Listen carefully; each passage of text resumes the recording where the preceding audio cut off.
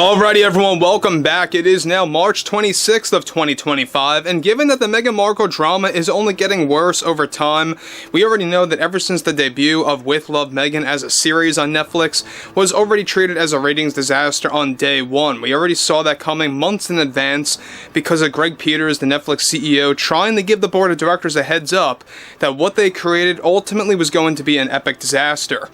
This is Mike Zero. Subscribe if you're new and like this video to see future updates. You can also follow me at Mike01. I thank you also very much for the great and kind support.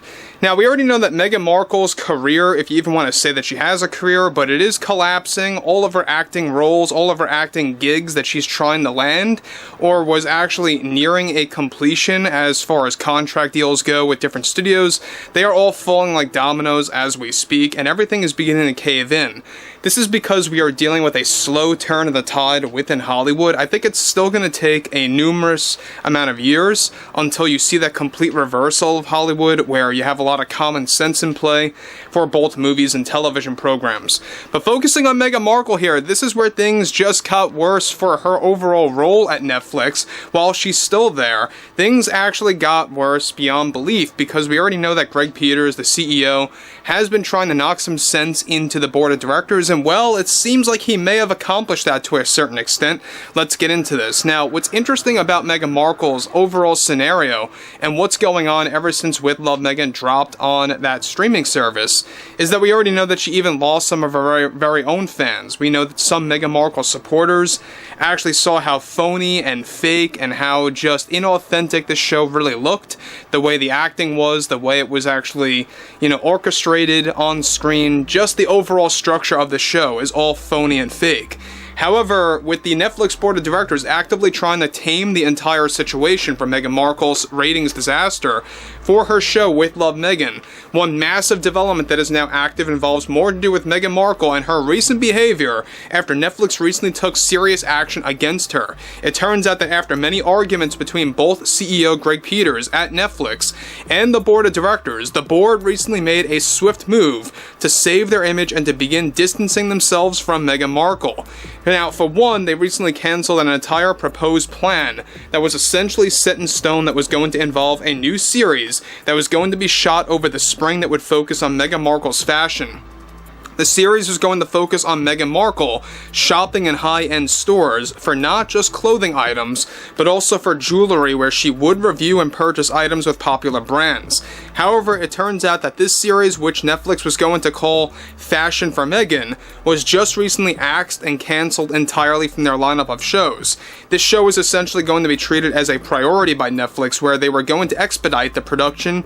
Not only was it going to be an improvised series, sort of like Curb Your Enthusiasm is, by the way, on HBO, with little to no script to fasten the principal photography phase, but also the editing was going to be bare bones and basically allowing them to shoot 6 episodes consisting of 45 minutes each, roughly, that would actually release during the month of August, just before her contract renewal is supposed to end with Netflix. Now, this entire series, Fashion for Meghan, was going to feature more celebrity cameos, joining her on Rodeo Drive in California and other upscale shopping areas to shop for clothing and jewelry. The series was going to also hold a whopping budget of around, get this, $50 million to create by Netflix. Meghan Markle reportedly was furious and even challenged the Netflix board, who once supported and sided with her on everything. At least 60% of the board that has always supported Meghan Markle and recently decided to turn on her after being convinced by CEO Greg Peters about how there is no market or target audience for this show. And you know what, guys? That is true. Greg Peters was really on that, and thankfully he was able to convince the board this time around that there really is no target audience for a show that focuses on Meghan Markle, no less. But on top of that, shopping for expensive items, honestly, for people that have no money like that at all. We know that this is obviously just a show catered to actors, actresses, singers, celebrities just in general that could only afford such items at a high value like that.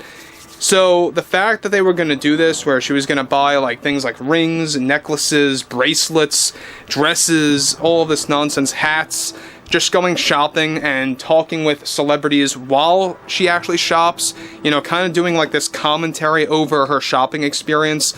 it really just goes to show you that Netflix is creatively bankrupt, and Greg Peters, I think, is the only one that has his head on straight over at Netflix. But unfortunately, as you all know, the CEO doesn't always call the shots, right? It's not all up to him or her. It's always, of course, with the board of directors making a lot of those strategic decisions, right? So Netflix, I think that they made one right call here. I'm not saying I'm a supporter of the board of directors, at least the 60% that are so misguided and out of touch with reality that support Meghan Markle, but they are finally beginning to turn on her. They are finally beginning to just say, you know what, maybe this thing won't work. Maybe this will only make things worse for our overall business model, because we are bleeding subscribers right now ever since the release of With Love Meghan, in which they are, by the way, between Meghan Markle's show With Love Meghan and their rate hikes, because, by the way, the subscriptions did get more expensive for With Love Meghan, or should I say for Netflix, after With Love Meghan debuted. That really just steered away a lot of customers. It steered away a lot of people to even go ahead and stay with Netflix. So now you have people checking out streaming items like, of course, Amazon, HBO Max, Peacock, and among many other streaming services that they are looking for. That's why Netflix is losing a lot of customers. Just a heads up, if you are a Karate Kid fan, all three of those movies are actually going away. They are leaving Netflix, I think, by the beginning of April. But you guys can correct me on that. But what's interesting about this is that also Markle already labeled the Netflix board as incompetent for listening to Greg Peters and is desperately trying to revive the show after its sudden cancellation, as an official announcement was set to take place by mid-April and was going to be filmed during the month of May. This is yet another bust for Meghan Markle, another failure on her end over at Netflix, as the ratings disaster for her series With Love Meghan already made her more unlikable to the general public and to many studio executives. In the Hollywood bubble, of course. Now, with Markle now witnessing that Netflix is going down like the Titanic with her involvement, she already reportedly held conversations with, get this, prepare yourselves, Amazon, to land a massive multi-million-dollar deal with them to create endless material once her Netflix contract deal expires by this fall. Now, again, we already know that Amazon, I think a lot of people are still a little worried about Amazon taking over the James Bond franchise.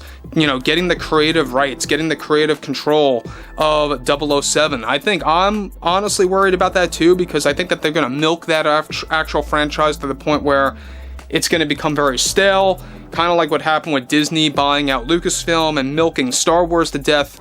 I think that you're going to see something very similar happening with Amazon and James Bond. You know, I think that you're really going to see that over the course of the next couple of years. Now again, but about Meghan Markle, the fact that she's trying to go to Netflix makes a lot of sense because, look, Amazon may have, you know, some good content on there, but they also have a lot of things to do with their typical, you know, agenda, their overall typical ideology that gets shoehorned into a lot of these different projects. We already know that they're taking over the Lara Croft / Tomb Raider franchise and how they're going to be doing something different with that as well. But overall, I would like to hear what everyone has to say about all of this below in the comments. And if you guys did enjoy the content for today, make sure to drop a thumbs up on this video to support the channel, and I will catch you guys later.